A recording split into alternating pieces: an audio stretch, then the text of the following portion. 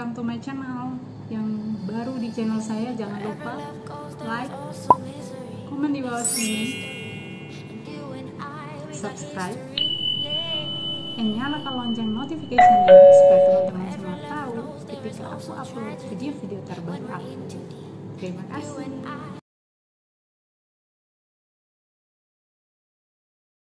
Halo teman-teman, kembali lagi dengan saya Angelina Ende YouTube channel. Welcome back to my channel guys. Jangan lupa please subscribe my channel supaya aku lebih semangat lagi untuk upload video-video terbaru atau berita-berita tentang artis yang viral-viral atau tentang Indonesia. Oke, jangan lupa di subscribe. Oke guys, karena kameranya terlalu dekat, aku jauhin sedikit supaya muka gue jangan terlalu besar. Oke, kembali to the laptop. Hari ini aku mau cerita seorang artis Indonesia yang legend banget, seorang penyanyi dangdut, yaitu Rhoma Irama. Nah, teman-teman pada tahu semua kan kalau Rhoma Irama itu seorang artis atau legend musik Indonesia yang dulu aku masih kecil itu ya dia sangat populer gitu. Dan aku dulu kenal dia itu karena berita dia tentang Inul Daratista.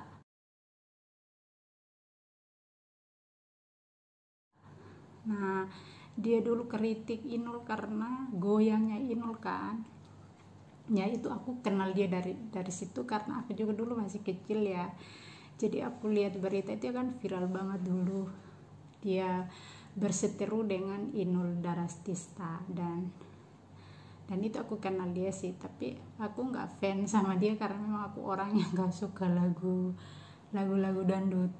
Aku tuh suka juga sih kayak lagu-lagunya Ayu. Aku tuh suka yang kayak Sambal Lado itu. Aku cuma suka itu sih. Oke guys, kenapa aku hari ini bercerita atau membagikan berita ini karena tentang anaknya Rio Rhoma Irama. Anaknya yang Rio itu udah udah ditangkap berkali-kali sih. Ini kayak yang kedua kali.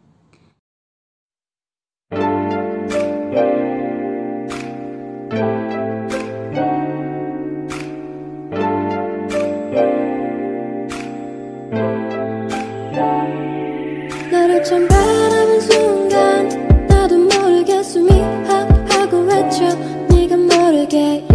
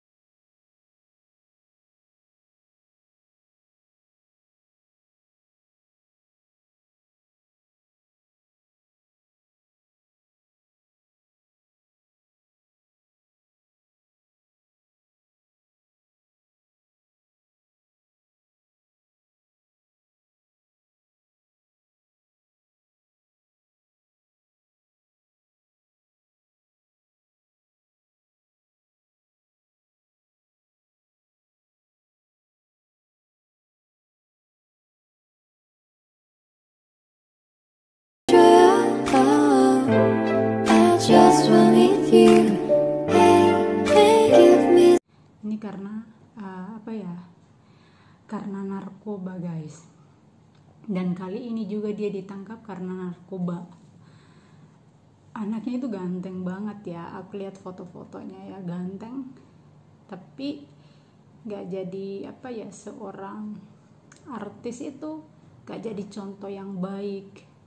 Malah mereka melakukan hal-hal yang bukan hal-hal yang tidak baik lah yang dibuat oleh publik kan. Publik akan beranggapan bahwa kita itu sebagai seorang artis memberikan sesuatu contoh yang jelek. Contohnya nih anaknya Rhoma Irama. Dulu dia juga ditangkap di airport. Waktu itu kalau nggak salah sih dia ke Singapura. Dia ditangkap juga karena narkoba. Terus dia di penjara. Habis di penjara keluar, udah mungkin di luar sih udah setahun gitu. Sekarang ditangkap lagi di hotel karena narkoba lagi. Nah, ini banyak kan netizen yang bilang kok ayahnya nggak jadi contoh buat anaknya. Loh, come on guys, anaknya kan udah besar, udah gede, masa orang tua disalahin? Ya aku pribadi nggak salahin orang tuanya sih. Kenapa? Anak ini kan pertama udah ditangkap, sebenarnya itu dia udah jadikan pertama dia ditangkap, sebenarnya dia udah dijadikan itu contoh buat dia untuk kedepannya lebih baik, dan dia akan tidak memakai obat terlarang ini lagi gitu. Tapi dia masih lagi, berarti dia itu nggak bisa, maksudnya kontrol dirinya sendiri gitu loh. Dia masih megang obat terlarang ini, dan itu yang membuat netizen itu geram gitu loh. Karena ini bukan pertama kali, itu berkali-kali, dan kenapa dia nggak tobat-tobat? Dan itu yang membuat netizen Indonesia, tahu sendiri kan, netizen Indonesia itu kepo banget, pasti dihujat lah aja. Jadi kebanyakan yang hujat papanya karena bilang Rhoma Irama nggak jadi ayah yang baik, nggak jadi contoh yang baik buat anaknya gitu. Tapi kalau saya pribadi, opini saya sih, namanya anak udah besar ya, udah dewasa, sebenarnya dia sendiri bisa jaga dirinya, bisa kontrol diri sendiri. Orang tua kan hanya memantau aja, atau hanya lihat aja, atau memberikan masukan atau nasihat. Nah kalau si anaknya nggak terima gimana? Dia kan bukan anak kecil, kita harus pukul atau apa? Biar sekalipun dia anak kecil, kalau kita pukul ya kita bisa dipenjara juga kan. Itu kan serba salah sebagai orang tua. Dan dia udah dinasihati, dan ini ada kata-kata Rhoma Irama. Rhoma Irama itu bilang gini, saya sudah kontrol Rio terus, tapi setan nggak diam. Nah itu yang membuat kayak netizen lebih ngakak lagi, lebih berapi-api lagi mengeluarkan kata-kata yang nggak baik kan. Karena Rhoma Irama bilang itu setannya nggak diam, menggoda. Iya benar juga sih, kalau manusia itu otaknya udah kosong, pemikiran dia udah penuh dengan hal-hal yang nggak baik, itu kesempatan iblis masuk. Dan kita nggak secara manusianya kita itu nggak akan sadar ya, ketika kita benar-benar dikuasai iblis itu kita akan melakukan hal-hal yang di luar pemikiran akal sehatnya kita.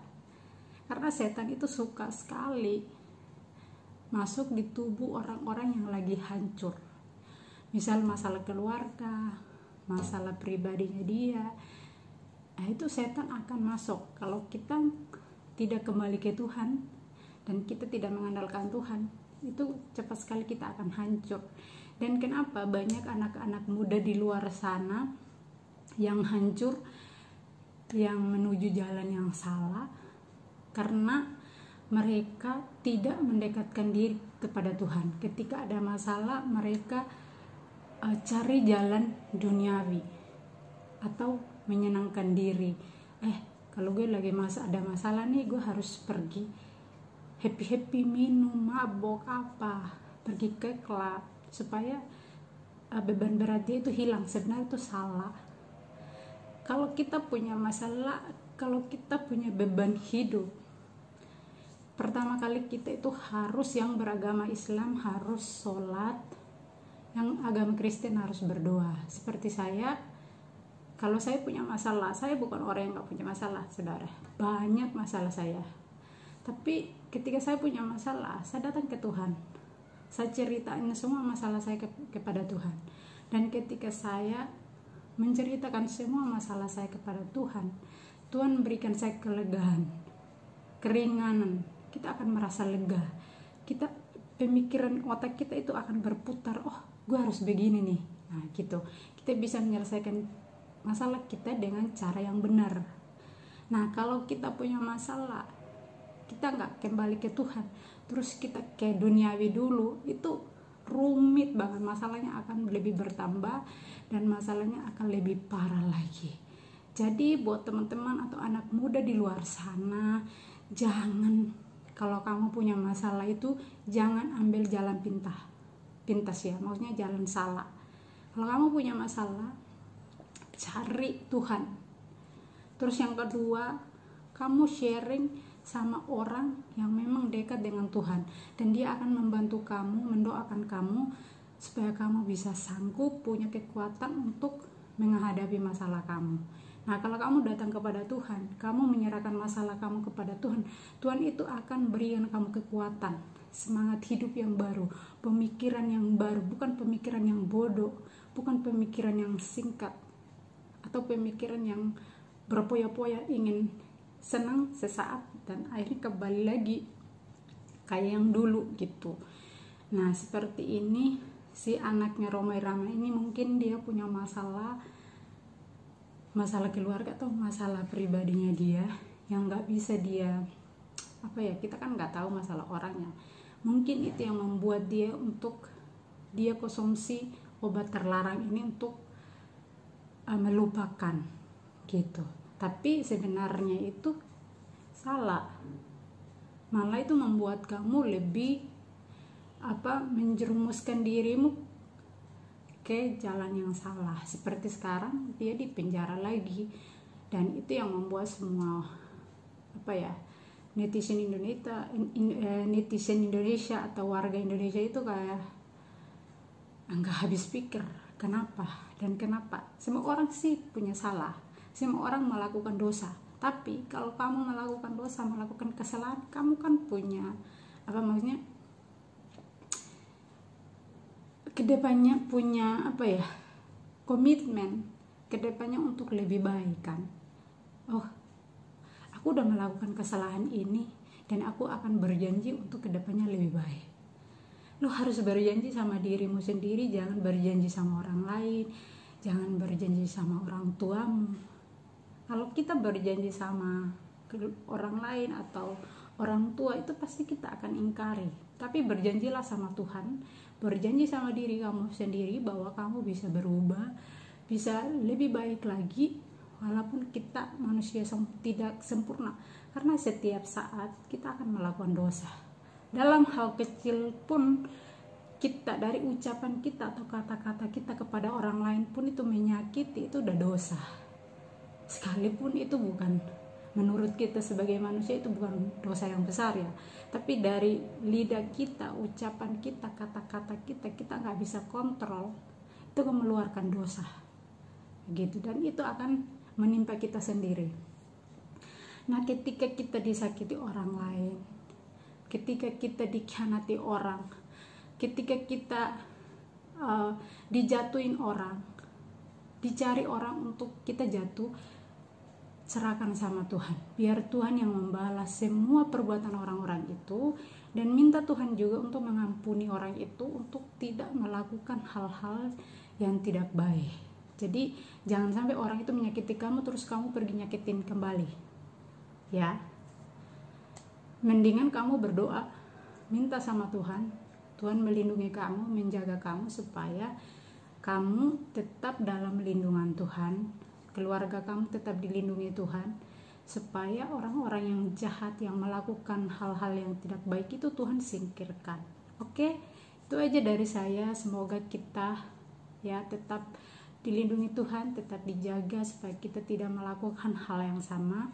Kita jadikan ini contoh buat diri kita sendiri, buat aku juga, buat teman-teman di luar sana untuk kedepannya lebih baik, untuk tidak melakukan hal yang seperti anaknya Rhoma Irama lakukan, supaya Tuhan juga menghindarkan hal-hal seperti itu dalam diri kita.